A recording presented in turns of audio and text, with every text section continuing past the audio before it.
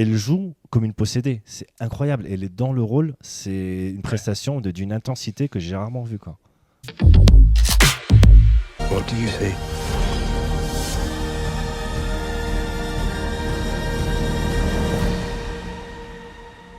Why? Bye. Why? Bye. Why?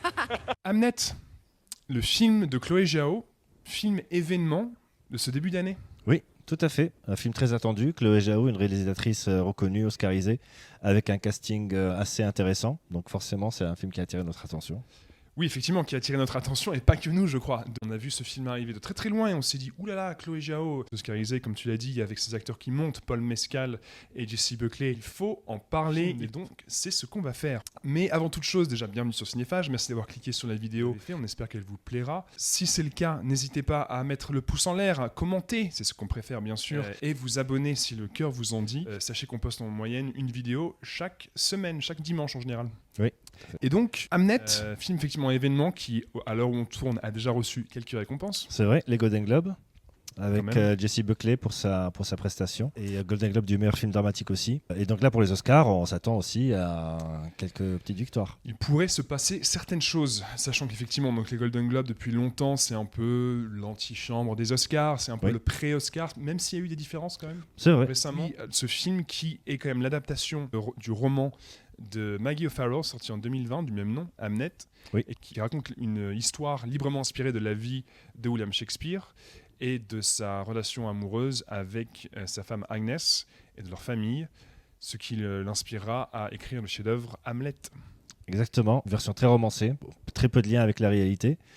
Et donc, il y a très intriguant pour le voir restitué sur grand écran, surtout par Chloé Zhao, qui est une réalisatrice connue pour sa sensibilité, sa délicatesse dans la réalisation, déjà récompensée pour Nomadland. Délicatesse, surtout quand elle fait Eternals avec Marvel. Là, elle est délicate. Vas-y, continue, vrai. excuse-moi, je peux pas en Mais ouais, t'as raison, parce que c'est pour une réalisatrice qui s'est fait connaître en fait en réalisant des films très intimistes, très sensibles, etc. Très humain. Aller à l'opposé avec Eternal, c'était un sacré choc à l'époque. Apparemment, on aurait pu croire à la commande. Apparemment, c'est une fan de comics et c'est elle qui s'est elle-même présentée à Marvel, au producteur, tout ça, en disant je veux faire un film de super-héros avec vous, s'il vous plaît. Bon, elle a le droit de se faire plaisir. Voilà. Mais c'est vrai que ça tranche un peu avec le reste de sa filmo. C'est vrai, ouais. Ce qui nous amène donc bien sûr à cette sortie événement. Oui, avec donc on disait un casting assez impressionnant. Jessie Buckley, énorme révélation dans ce film, même si on la connaissait déjà, actrice irlandaise qui est très connue pour ses rôles exigeants, des rôles forts. Women Talking récemment, Exactement. révélé à l'époque par I'm Thinking of Ending Things, où elle tenait l'affiche avec Jesse Plemons dans un film de Charlie Kaufman. Dans Men aussi, où elle a un rôle Men, assez, oui, le film de Alex Garland. Oui, c'était pas exactement. mal. C'était pas mal, Men. C'était pas mal. Donc Jessie Buckley est clairement une actrice qui commençait vraiment à monter et qui là obtient le rôle, alors, pour l'instant, de sa carrière, de sa Clairement. vie. On verra ce qui vient après, forcément. Oui. Mais elle est très impressionnante dans le film. Pour lui donner la réplique à Paul Mescal, autre acteur irlandais, donc, qui a été vraiment révélé comme grand espoir du cinéma dramatique avec le film Aftersun. Ouais, ce film, j'avais adoré moi à l'époque. Enfin, à l'époque, c'était il n'y a pas très longtemps, c'était il y a 3 ans, 3-4 ans, mais ce film m'avait marqué. Il était excellent dedans, et c'est vrai que c'est un gars qui est aussi à l'aise dans les rôles, dans les films plus intimistes, plus indépendants que les grosses machines, comme il l'a montré avec Gladiator 2. Et avec ce film-là, je pense qu'il va encore avoir plus de crédibilité en tant qu'acteur dramatique pour avoir des premiers rôles, pour vraiment tenir le haut de l'affiche. Et donc voilà un peu pour les forces en présence. Toi, maintenant, si on passe un peu à la critique, sans spoiler, du film, Oui. Qu'est-ce que tu en as pensé, toi ? Pour moi, il y a eu 2 films dans le film. Pendant la première heure du film, je me suis un peu ennuyé. C'est beau. Il y a des plans qui sont vraiment extraordinaires. Jessie Buckley est intense du début à la fin, de la première scène où on la voit jusqu'à la fin, et elle est extraordinaire. Ouais. Mescal un peu plus en retenue. En retrait. Après la deuxième partie, là où ça commence un peu à bouger, un événement fondateur du film qui arrive, et là le film change complètement. Pour moi, il change de tout au tout. On a plus d'émotions, on a plus d'enjeux avec le film, on a envie de savoir ce qui va se passer derrière. Et l'émotion touche vraiment à son comble à la fin, et on finit vraiment en trombe. J'ai adoré la fin. Ouais. Pour moi, si on résume un peu, il y a 3 actes. Tu as l'acte où ils se rencontrent, Oui. où ils commencent à former leur famille. Tu as l'acte central, très dramatique, qui forme finalement un peu le cœur du film. Il y a l'avant, comme tu l'as dit, avant et après cet acte. Puis tu as l'acte final, où le personnage de Paul Mescal est plus présent dans l'acte final. Oui. Donc c'est vrai qu'il y a une vraie progression. Je suis d'accord avec toi, film très beau, Images magnifiques, photos magnifiques. La musique de Max Richter qui avait fait déjà Ad Astra et Hostile avec Christian Bale, qui commence à avoir un style assez reconnaissable. Oui. On est quasiment sur du Hans Zimmer époque La Ligne Rouge. Donc, La Ligne Rouge, qui soit dit en passant, est la meilleure BO de Hans Zimmer. Et je défendrai cette idée jusqu'à mon dernier souffle. Mais bref, ceci est une autre histoire. Et donc c'est vrai qu'on retrouve un peu des échos de la musique de Max Richter pour ce film. Quasiment démonstratif par moment, mais ça n'a pas trop gêné. Ça soutient bien l'émotion du film. Donc c'est un beau film, c'est un très beau film. Mais je suis d'accord avec toi. J'ai pas été passionné, quoi. J'ai resté un peu extérieur. Exactement. On regarde des choses se passer au début. Ouais. Il se passe pas grand-chose. C'est juste des scènes de la vie quotidienne, quelques événements marquants de la vie de la famille, mais il y a pas vraiment d'action, il n'y a pas d'enjeu, on ne sait pas trop ce qui se passe.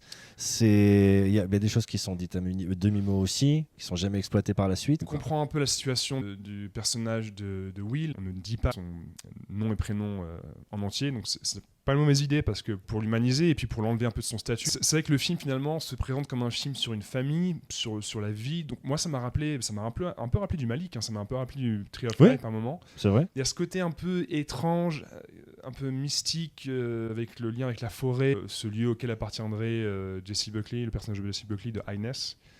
Mais c'est vrai que c'est un peu en toile de fond. Bien sûr, personnellement, j'ai pas lu le livre, je pense que toi non plus, donc il nous manque plein d'éléments ici. Ceux qui auront lu le livre comprendront sûrement mieux que nous. Voilà, en tant que film, au début, on sait pas trop où on va, c'est très beau, c'est bien joué, oui. Mais voilà, il manque un truc. Après, tout d'un coup, tu as des pics d'émotion. Oui. Enfin, moi, j'étais cloué, hein, personnellement, ça m'a vraiment ému, ça m'a scotché. Et après, on arrive au dernier acte où là, clairement, on est plus avec William Shakespeare et le titre du film prend tout son sens. Donc c'est vrai que c'est un film un peu étrange. C'est pas un grand film pour moi. C'est un film intéressant. C'est un film qui a énormément de qualité, mais il me manque quelque chose pour vraiment adorer ce film. Encore une fois, c'est un film très beau avec des pics d'émotion qui termine très bien. Oui, qui termine très bien. Très bien. Donc c'est un bon souvenir. J'aime bien ce film. Mais c'est vrai qu'avec tout le buzz qu'on avait, les acteurs et la réalisatrice maintenant qui commencent à être très connus derrière la caméra, peut-être que je m'attendais à un peu plus. Mais quand même. Et parfois, il manque des petites choses et parfois, il y en a un peu trop. Il y a des scènes qui sont un peu prolongées, qui sont des scènes de malaise, des scènes de souffrance, etc. On est quasiment dans le démonstratif. Hein, exactement. C'est ce côté-là qui l'empêche vraiment de prendre toute sa splendeur vers la fin quand on voit comment le film se termine. Du coup, toi, ta note, ce serait quoi Je mettrais un 6 sur 10. 6 sur 10, d'accord. Ouais. Moi, 7 sur 10 quand même. Bon film, mais il manque un truc. Ouais, pareil. Et maintenant, si on passe à une petite partie avec spoiler, donc si vous n'avez pas vu le film, vous pouvez vous arrêter ici. Et bien sûr, ceux qui l'ont vu peuvent continuer avec nous. Le film, comme on l'a déjà dit, est vraiment en 3 actes. Oui. Donc, première partie, ils apprennent à se connaître. Dès le début du film, en fait, on entend le nom du personnage d'Agnes, joué par Jessie Buckley. Oui. Shakespeare, donc Will est mentionné dans sa famille, dans les scènes avec sa famille. Exactement. Mais il se présente pas comme ça. Donc c'est intéressant. C'est juste quasiment c'est l'homme, tu vois, de ce couple qui se forme. Donc j'ai trouvé ça assez intéressant. C'est vrai qu'au final, on ne sait pas beaucoup. C'est un peu ce qui m'a frustré aussi, c'est qu'on n'en sait pas grand-chose sur Inès. On apprend donc qu'elle a perdu sa mère étant petite. Je ne sais plus si c'est entre le premier et le deuxième acte, c'est à peu près, je ne sais plus vraiment.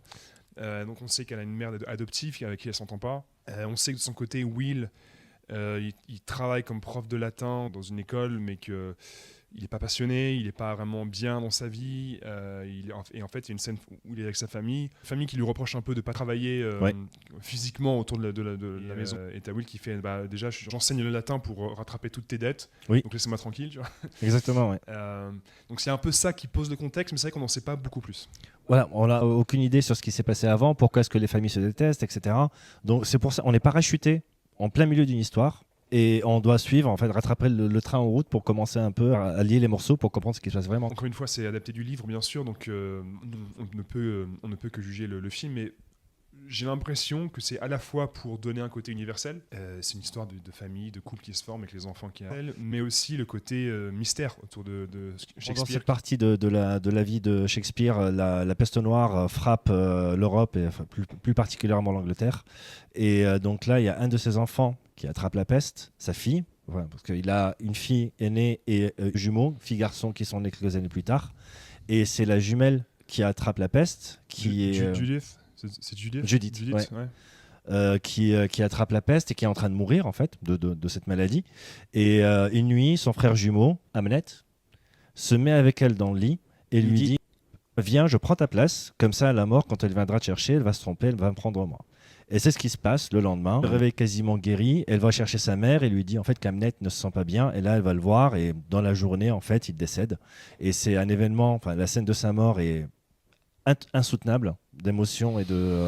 C'est dur, moi j'ai versé ma larme, moi c'était très dur. Ouais. Et là encore, Jessie Buckley, et les 3-4 minutes qui suivent la mort de son fils, elle joue comme une possédée. C'est incroyable. Elle est dans le rôle, c'est une prestation d'une intensité que j'ai rarement vue, quoi. Ouais, non, elle est spectaculaire. Après, c'est un rôle, et c'est peut-être aussi ce qu'on peut reprocher au film quelque part, si on cherche la petite bête, c'est que c'est un film qui parfois cherche l'émotion, encore une fois démonstratif. Alors après, comment tu peux parler de la mort d'un enfant et d'un deuil sans être, j'allais dire, sans en faire des tonnes. Le film n'en fait pas des tonnes, mais c'est qu'il est plus dans nous montrer la violence de ce moment et nous faire ressentir l'émotion, plus que nous la cacher, nous la faire, ressentir, quoi. C'est pleine face. Grosse violence, Will et Agnès perdent leur enfant. Donc le film a vraiment envie de nous faire ressentir la violence de cette émotion, de ce moment de vie, avec la perte de Hamnet, de leur garçon. Tu te le prends en pleine face. Après, le film retombe un petit peu pour moi en intensité. Enfin, retombe en intensité. On voit Will à Londres qui est en deuil. On voit d'ailleurs la réplique qu'il prononce seul, je crois, sur les docks de Londres, sur les quais de la Tamise, la fameuse phrase. Très très belle scène. Être ou ne pas être. Et la question du film retombe un peu en intensité, mais après reprend avec le deuil de Will et donc l'acte final à Londres. Après, toute la partie du deuil est assez intéressante parce que les deux parents vivent le deuil de façon complètement différente. La mère est complètement meurtrie dès le départ, elle n'arrive pas à s'en remettre, elle s'enferme un peu dans son deuil, dans sa tristesse. Shakespeare, enfin Will, quant à lui, met tout son chagrin et toute sa peine au service de ce qu'il veut faire, donc il écrit. Il y a des scènes derrière qui expriment tout autant le deuil, les répétitions, quand il répète avec ses acteurs, quand il leur demande de jouer encore plus intensément, genre ne crachez pas les mots, vivez-les, etc. C'est des moments où on voit qu'il est en train de travailler sur son deuil, mais de façon complètement différente. Jusqu'à cette scène finale où j'ai l'impression que le deuil des deux parents se rejoint, et c'est la première fois qu'ils arrivent tous les deux à être connectés depuis la mort de leur enfant. Et c'est pour moi peut-être la meilleure scène du film. On sent qu'ils progressent plus vers l'acceptation, les deux, lorsque Hamlet, la pièce se joue. Oui. Devant eux, Agnès qui est dans le public avec son frère et Will qui est à la fois acteur mais aussi à un moment sur la toute fin en coulisses à observer. Et ce moment, c'est un moment où ils se regardent, ils se comprennent et ils sont tous les deux plus dans l'acceptation, ils progressent, ils vont au-delà de cet événement tragique. Oui. Et tu sens qu'ils le font ensemble sans qu'ils soient dans une même pièce à en parler. Je trouvais que c'est une scène très maligne, très intelligente, très forte. À ce moment-là, clairement, j'ai trouvé ça très intense avec la musique derrière de Max Richter et qui souligne l'émotion. Donc, pour moi, toute la scène finale est excellente et vraiment laisse finir le film sur une très bonne note pour moi. Exactement, c'est pas vraiment la guérison, mais c'est le premier pas vers la guérison. Et même la musique est complètement différente. Au début du film, c'est très monotone, c'est très répétitif, etc. Et vers la fin du film, la musique devient tout soudain lyrique. Et ça finit vraiment en apothéose. Ouais, et alors, autant les deux premiers actes surtout sont clairement... Alors Jessie Buckley a quand même le rôle principal du film, je pense. Oui, clairement. Oui. Mais elle est très présente dans les deux premiers actes. C'est plus pour moi Paul Mescal qui marque dans le dernier. Exactement. Parce que comme il est un peu plus mystérieux, donc on le montre beaucoup plus et tu te prends en fait qui il est, tu te le prends plus en pleine face entre guillemets. C'est aussi un film sur la créativité. Hamnet. Sur le processus créatif. Sur comment la vie peut inspirer le processus créatif. Dans ce cas-là, le deuil bien sûr. Donc vraiment belle progression de son personnage. Excellente prestation. Enfin, on a déjà dit de Jessie Buckley, mais qui arrive dans un état à la pièce et qui repart dans un autre. Enfin, on voit l'évolution de son personnage, de son état émotionnel au cours de la pièce. Ça, c'était très fort, très bien joué. Oui. Enfin, j'ai adoré la dernière scène. Ah oui, franchement, pour moi, la dernière scène était incroyable. Ouais.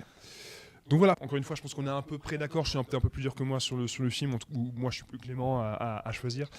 Mais Hamnet est un bon film, c'est du bon cinéma. Il faut voir Hamnet. Vous pourrez nous dire en commentaire si vous avez été subjugué par les performances. Nous, on l'a été de Jessie Buckley et Paul Mescal. Oui. Qu'est-ce que vous pensez de la réalisation de Chloé Zhao aussi, qui est quand même Ce pose-là, quand même, je pense que là, elle est partie pour rester. On va la revoir. Elle s'impose vraiment dans l'univers des réalisateurs actuels comme une grosse force. Absolument, absolument. Réalisatrice à suivre. Dites-nous ce que vous en avez pensé en commentaire. Si cette vidéo vous a plu, encore une fois, n'hésitez pas à nous soutenir avec le petit pouce en l'air et bien sûr, surtout en vous abonnant.